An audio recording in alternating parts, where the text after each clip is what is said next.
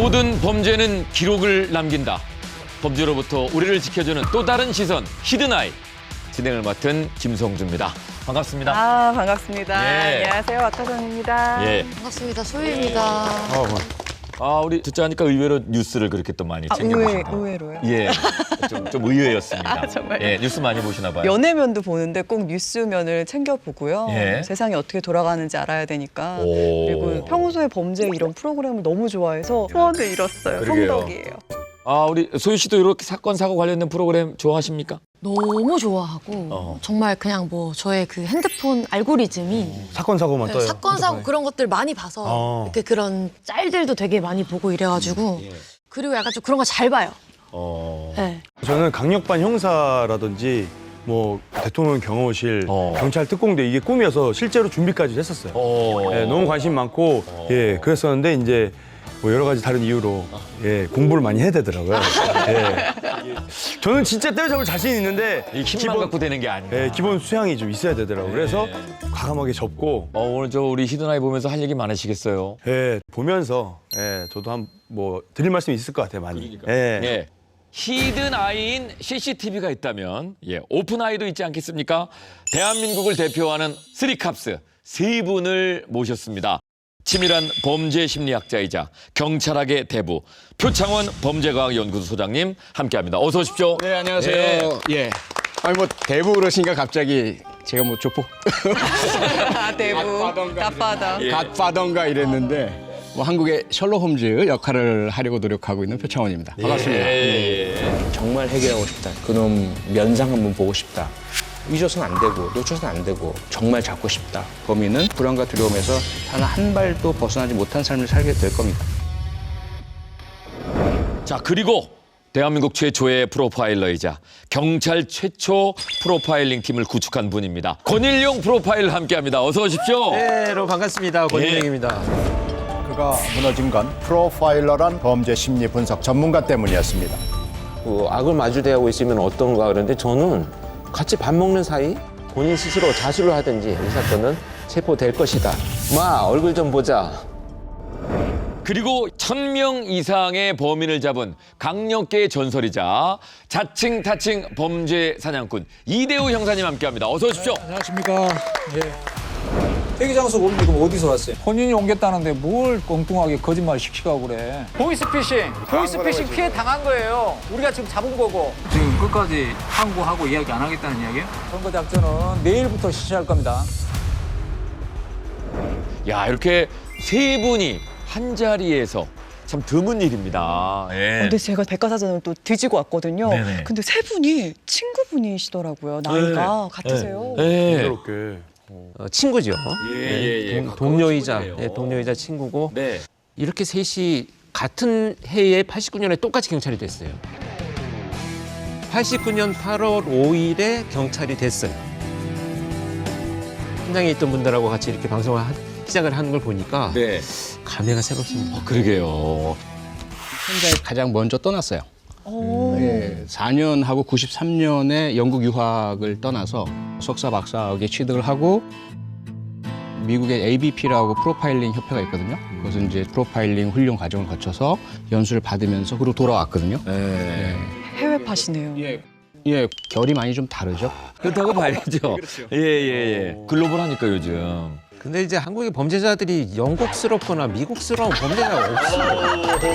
그것도 일리는 얘기네요. 그렇지, 한국형이지 뭐. 네, 그러니까. 한국형 범인 다르죠. 외국 사례하고 또 다를 수 있어요. 뭐하러 공부를 했는지 모르겠어요. 근데 요즘 외국인 범죄자도 꽤 있고요. 됐고요. 와, 진짜 친하시구나.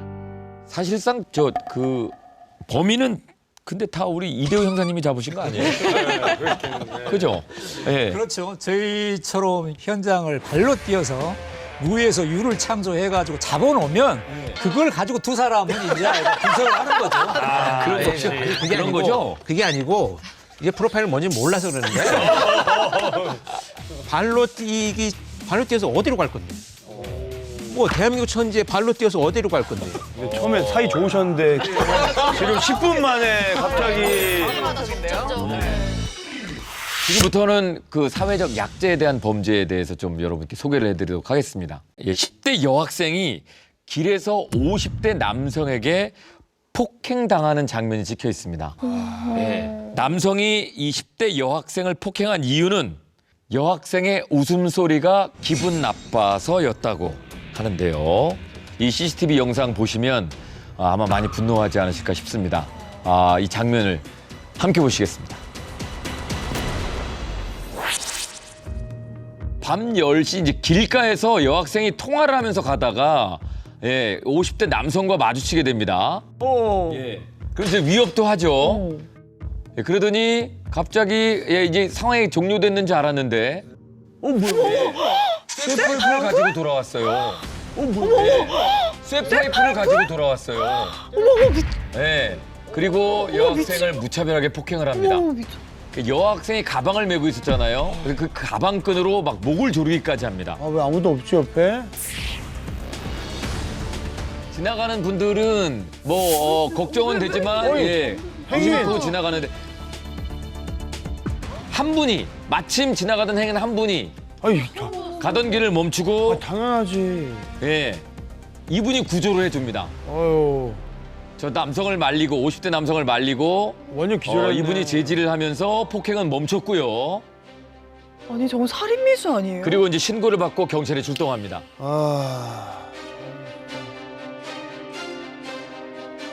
진짜 이게 지금 좀처럼 이해할 수 없는 그런 상황입니다. 이미 이성을 잃은 느낌이 보여요.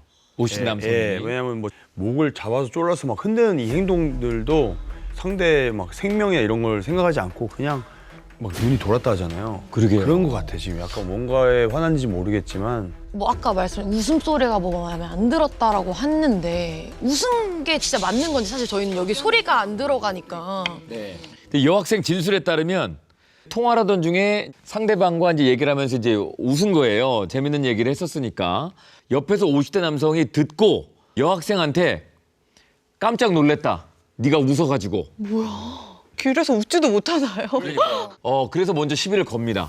시비를 걸었으니까 당연히 여학생도 의사 표현을 할 수 있죠. 그렇죠. 그 얘기 격분하는 거죠. 그래서 무차별적으로 여학생이 어려움에 처하는 그런 상황이 되는 거죠.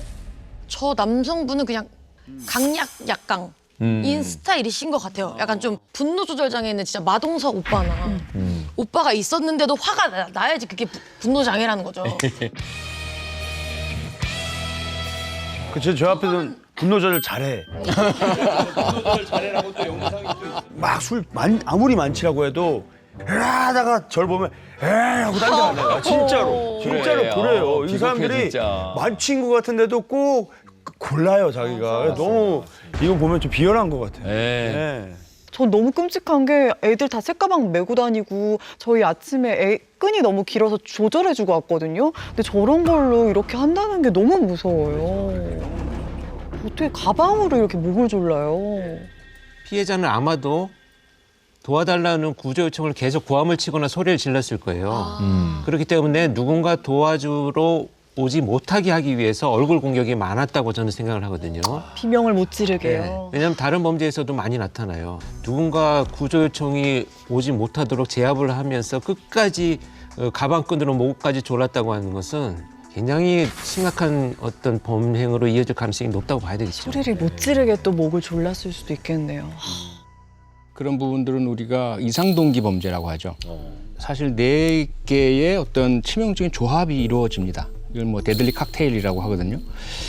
일단 이 사람에게 기본적인 성격의 이상이 있어요. 그것이 무엇인지 모르겠지만 그런 사람이 사회적 스트레스를 많이 받게 됩니다. 실직을 한다든지 남에게 무시당한다든지 그런 상황에서 세 번째로 작용한 것이 촉발 요인이거든요. 걸어가던 사람이 자기와 전혀 상관없이 큰 술을 웃었는데 이게 이 사람에겐 촉발 요인이 되는 거예요. 만약에 분노 감정을 주체하지 못했거나 화에 휩싸였거나 이성을 상실한 상태였다면 그 자리에서 그냥 그대로 격분이 표출이 됐었어요. 그런데 중간에 다른 곳으로 이동해서 쇠파이프를 들고 옵니다. 그 과정은 당연히 의식이 작용한 것이거든요. 그래서 4가지가 작용해서 이런 범행이 이루어졌다라고 볼 수 있습니다. 어찌됐건 이 가해자는 체포가 되어가지고 징역 6년을 선고를 받게 됩니다. 그런데 나는 살해 의도가 전혀 없었다라고 끝까지 주장을 하고 있고요. 그래서 특수 상해 혐의로만 선고를 했어요. 상해 혐의로만. 6년? 그래서 징역 6년을 선고를 했는데 네. 검찰이 항소를 했습니다. 이거는 그냥 상해 목적이 아니고 더 큰 범죄로 처벌을 해야 되겠다. 지금 그래서 아직까지도 이제 재판이 이어지고 있는 거죠. 다행히 피해 여학생은 뭐 생명에는 지장은 없습니다만은 너무 다행이다. 예, 아마 이때 일 때문에 오랜 트라우마를 갖고 너무 무섭죠. 예, 살아가야 되지 않을까 걱정이 되는데요.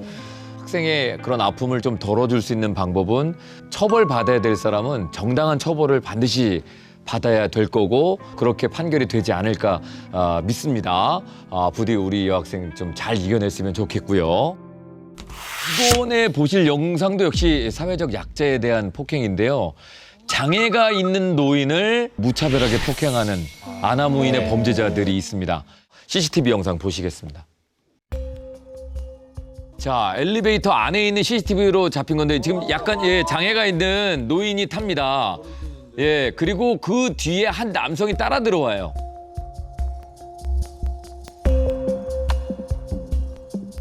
여기서 이제 문제가 생깁니다.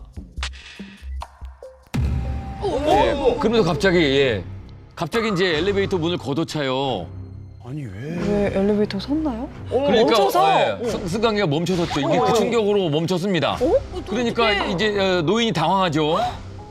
일부러? 이 사람 혼자만 있으면 상관없는데 그래서 다급하게 이제 버튼을 눌러봐요. 그러니까 이제 고장이 났죠. 액정이 나갔습니다. 제발. 근데 이제 여기서 뭔가 이 불만과 화풀이를 전단지로 어르신한테 하는 거예요. 그러니까 이분은 지금 속수무책으로 당하다가 계속 비상벨을 누릅니다. 아무도 응답이 없나 봐요 지금. 너무 무서우실 것 같아. 그러니까요. 예, 많이 딱 둘만 있었으니까. 너무 불안해 보이시는데 어떡해요? 어떡해. 근데 뭔가 불만이 있는데 그 불만을 노인한테 푸는 거예요. 장애가 있는 분인데. 신고한다. 그리고 이제 전화를 하죠. 신고를 합니다. 119에 전화로 이제 신고를 하는데 신고하는 사람을 보고 다시 폭행을 합니다. 전화기 또 잘 안 터질 텐데 저기. 네. 단 둘이 있는데 계속. 네. 이제는 뭐 전단지로 아니고 손으로. 너무 야비하다 진짜. 소리 들린다. 점점 세지네요. 그러니까 지금 바늘 비상 버튼을 보다가. 누르고 구조를 기다리고 있는 상황에서 이루어지는 일들이에요. 아프다고. 예, 지금 표현을 하죠. 네. 내가 아프다. 근데 계속해서 공격을 하고 휴대전화를 뺏으려고까지 합니다. 얼마나 지금 공포스러웠을까. 이제 뭐 갇혀 있는 공간이기 때문에 방어하거나 피할 수 있는 게 만만치가 않아요. 근데 이때 마침 구조대가 도착을 해서 엘리베이터 문이 열립니다. 마침 구조대가 도착을 해서 그래도 어떻게 전화가 됐나 보다. 네. 아유.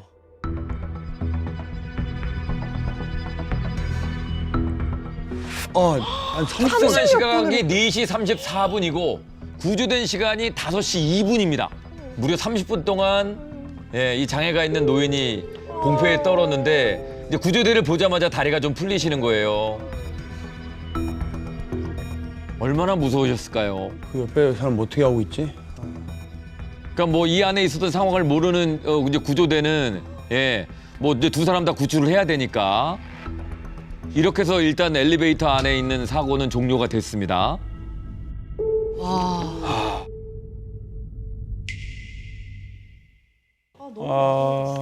이유가 뭐냐고. 저 남성에 대한 신고가 무려 이미 이전에 34건이 접수된 상태였습니다. 아니. 형사님 신고가 34번이나 되면 예. 왜 안 잡아가고 저렇게 활보하고 다닙니까? 일단 애초에 이제 이게 처음에는 경미범죄로 그러니까 단순 폭행이라든지 뭐 그 뭐랄까 난작 같다고 그래야 되나? 난잡 같다고 그러나 언어적 폭력, 뭐 소란 모욕, 행위, 소란이 이런 걸로 그렇게 아마. 경미하다 보니까 이게 처벌이 안 이루어졌을 거예요. 또 처벌이 이루어졌다 하더라도 조사받고 풀어주는 불구속 상태 이런 게 이제 반복되다가 나중에 이제 이런 34번이라는 이력이 확인되니까 이건 사회 격리를 시켜야 된다. 그렇게 해서 아마 체포영장을 받고 아마 구속을 했던 것 같습니다. 왜 34번까지 가냐고. 왜 나한테 그래? 아니 현직에 있으니까 그런 거지. 그러니까 이게 한 사람이 신고를 하고 어떤 가해자가 한 사람으로 유추가 되면 금방 바로 확인이 되지. 근데 각각의 여러 사람이 나눠져 있다 그러면 그게 이게 안 떠요. 그러니까 만약에 이현상 같은 경우는 이거 영장을 한 번이라도 칠 거 아니야. 나 단 한 번의 이 신고라도. 단 한 번 가지고 어떻게 이 영장을 치나? 이거는 지금 그럼 34번이라는 법이 잘못된 거지. 결과를 놓고 하니까 그러는 거지. 실질적인 한 번만 가지고는 이게 안 건되지. 두 분 말씀하신 것처럼 사실 우리 법에 흔히 이제 단순 폭행이라고 하잖아요. 네. 폭행죄는 반의사 불벌죄라고 규정돼 있어요. 그래서 피해자가 처벌을 원치 않으면 경찰이 처벌을 할 수가 없어요. 34건이 다 뭔가 폭행이나 뭐 다양하게 했지만 경미해서 피해자가 그냥 봐주 이게 괜찮아요라고 했을 수 있다는 거예요. 아니 근데 이런 게 있어요. 지역에서 이런 피해를 당하는 분들이 어차피 약자들이잖아요. 그러면 저 사람이 이사 안 가고 내가 계속 사법 처리를 해가지고 강력하게 처벌해 주시오 했을 때 보복이 또 두려워서 넘어가는 경우들이 많아요. 많죠. 예. 그래 이런 거는 그냥 영장을 쳐야 된다니까. 쳤잖아. 쳤어요. 잡혔어요. 쳐가지고 잡혔어요. 쳐가지고 네. 끈질긴 추적 수사 끝에 가해자를 체포했습니다. 다행이네요. 네, 우리 저 이대훈 선생님한테 뭐라 그러지 마세요. 네, 저희가 체포 당시의 영상도 확보를 했습니다. 보시죠. 감사합니다. 자, 병원에 선임할 수 있으시고. 안 선임해 주세요. 안 선임해 주세요. 아니 지금 너무 당당해요. 네. 아니, 됐어. 아니, 됐어. 아니 많이 갔다 왔네. 어머, 리스트가 나오네요. 아파트 우편함도 6개나 때려 부시고 승강기도 발로 걷어찬 게 한두 번이 아니에요. 이전 피해자 찾아가서 또 폭행도 하고. 저런 일이 있으니까 신고가 잘 안 되는 거죠. 그래서 가해자가 특수협박, 폭행, 재물손괴 그리고 협박 한 10건의 범행을 인정받아가지고 징역 1년을 선고받았다고 합니다. 아 이게 더 열받아 지금. 그러니까 좀 너무 짧은 것 같은데. 아 진짜 열받아. 그리고 야 이게 이렇게 당당해도 되나? 솔직히 말해서 지금 어떤 느낌이냐면 교도소 그냥 들어가서 편하게 밥 먹고 쉬려는 느낌인가? 너무 당당하니까. 진짜 이런 경우에 그 분노하는 게 이제 아무래도 형량이 너무 약하지 않나. 피해자들의 고통, 심리적인 고통에 비하면 너무 약하지 않나는 아쉬움이 있는데. 나오면 또 저럴 것 같은데. 만약에 어떤 분이 저를 때렸는데 이가 빠졌어요. 제가 빠졌어요. 제가 똑같이 정당방위로 때렸는데 그 사람 이가 두 이가 개가 더 많이 빠졌어? 빠졌어. 그러면 그게 안 된대요. 그럼 서로 하나만 빠져. 하나씩 빠지면 그거에 대해서 그 변호사님께서 재판할 때 얘기를 해볼 수 있다. 얘기를 해볼 수 있다. 하나하나니까 정당방위 해달라고 얘기해볼 수 있는데 4개 빠지면 무조건 그건 어려울 수 있다. 그럼 어떻게 조절을 해요? 4개 빠지면 과잉이고. 그러니까 그래서 하나만 빼야 돼. 그러니까 이게 극단적으로 말씀을 이 개수를 얘기한 거잖아요. 그러니까 어떤 피해의 깊이에 따라서 정당방위가 안 된다는 소식을 듣고 너무 놀라서 저도 그냥 다 막고 있어야 이게 이 사람을 처벌할 수 있다고 네. 도 들었어요. 표장님 이게 지금 먼저 때리는 게 뭐 중요한 겁니까? 아니면은 저쪽에서 때린 만큼만 돌려줘야 되는 겁니까? 이게 기준이 어떻게 되는 거예요? 이게 법에는 분명히 명확하게 설명이 되어 있어요. 뭐냐면 자신이나 타인의 생명 혹은 신체에 심각한 피해를 방지하기 위해서, 막기 위해서 필요한 정도의 물리력에 행사하는 정당 방위입니다. 어떡해. 그러니까 그게 뭔 소리냐고. 이해가 안 가잖아요. 너무 시원하다. 와, 형사님이 이렇게 얘기하시니까 너무 시원하다. 그러니까 이거 조금만 자세히 들어가면 우선 목적 자체가 자신이나 다른 사람을 지키기 위해서여야 해요. 그러니까 먼저 맞았으니까 네. 그 다음에 때린다. 이건 지키기 위한 게 아니잖아요. 지키기 위한 거죠. 맞은 이후에 보복행위잖아요. 아니죠. 아니죠. 맞았으니까. 맞으시고 쳐야죠. 계속 때려요. 그러니까 계속 때리잖아요. 그러니까 계속 때리는 건 막는 행동이면 괜찮죠. 막는 행동인데 그게 상대방이 부상을 입었다. 그러면 정당방위예요. 그런데 자 때려봐. 내가 정당방위로 너를 때릴게. 한 대 때렸어. 오케이, 이제부터 내 정당방위야. 이건 아니란 거예요. 아, 예, 그렇죠. 예. 그렇게 설명을 아시겠죠? 하면 좀 다르죠. 예. 네. 아 근데 저를 때리셨는데 이가 2개 빠지고 제가 반격을 했는데 1개 빠졌어요. 그건 불가능한 일이죠. 아니 만약에 만약에 그러면은 어떻게 되는지. 이게 굉장히 집착을 하네. 이 개수로 2개 빠지고 하나 빠졌다 그래서 아니, 너는 진짜. 피해자고 나는 가해자 뭐 이게 아니야. 그러면요. 그거. 똑같이 이 빠졌다고 그 행위가 이루어졌으면 이게 쌍방 폭행이 되는 거야. 근데 막 TV 드라마에서도 막 한 명에서 3명을 막 때렸어요. 그러면은 우리가 더 많이 맞았어요. 막 이렇게 하잖아요. 이게 3대 1로 싸웠을 때는 이제 일단은 3명이니까 거기는 부정이고 나는 혼자니까 더 약자잖아요. 근데 3명이 다구리를 쳤을 때 맞받아 치면 안 된다는 거예요. 전문용어 쓰지 마. 전문용어로 써. 전문용어로 나왔습니다. 다구리. 지금 여기 이제 30km 속도로 가야 되는 자리고 예, 차들이 다니는 길인데 빵빵합니다.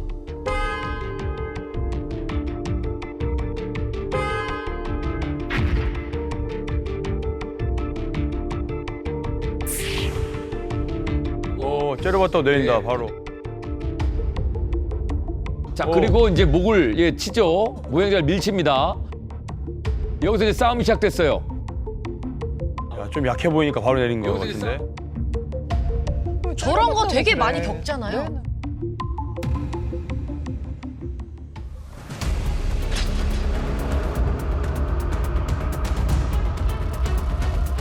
서로 붙잡고 대치되어 있는 상황. 예, 그리고 이제 막 힘싸움이. 예, 운전자가 계단까지 보행자를 밀쳐요.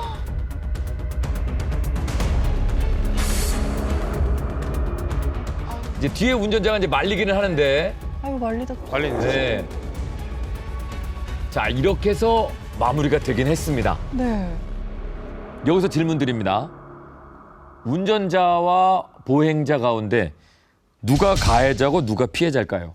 누가 가해자고 누가 피해자일까요? 그리고 일단 저분이 만약에 옆에 불법 주차돼 있는 차를 못 봤을 수 있잖아요. 그럼 느꼈을 때 지나갈 수 있는데 왜 빵을 하는 거야? 이러면서 이렇게 쳐다볼 수 있잖아요. 그렇죠. 운전을 하고 있지 않은 상황이니까. 네.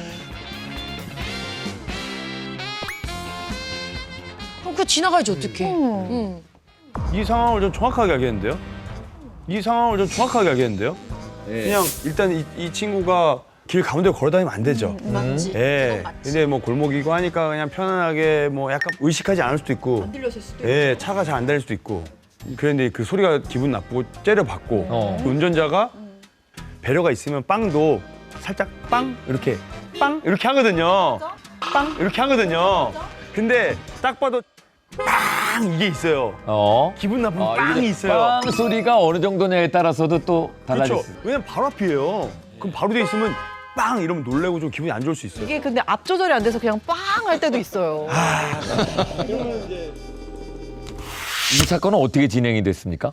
운전자가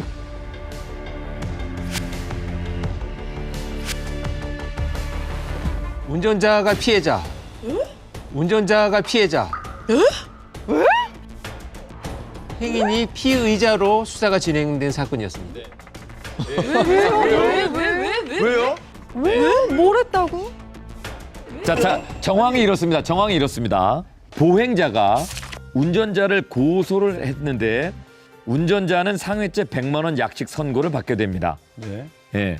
근데 운전자가 난 욕을 먹어서 사과를 받으려고 차에서 내린 것뿐인데 행인이 더 심한 욕을 하면서 무거운 음식 봉투로 날 치려고 위협했고 결국 내가 더 크게 다쳤다. 행인을 폭행죄로 고소합니다. 저기에서 과연 운전자 주장대로 사과를 받으려는데 보행자가 먼저 했느냐? 잡잖아요 멱살을. 이렇게 쳤는데. 그 말이 나올 수 있는 시간인가요? 저 사이가? 사과받는 게 아니고 바로 손부터 왜 가는데. 내려요? 쳐다봤다고. 그리고 보행자가 무거운 것이 든 걸로 위협하는 행동이 있었나요? 떨어졌어. 이거 어디 있었어요?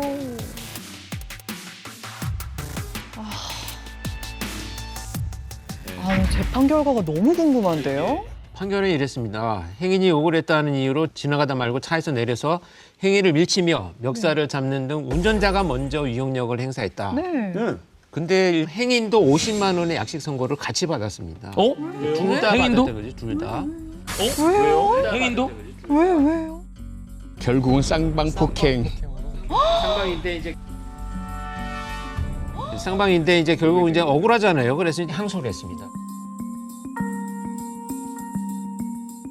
두 번째 판결은 또 이랬습니다. 행인이 운전자를 향해서 추가적인 공격을 가지 않았고 위험한 상황을 피하고자 순간적으로 이루어진 방어 행위다. 네.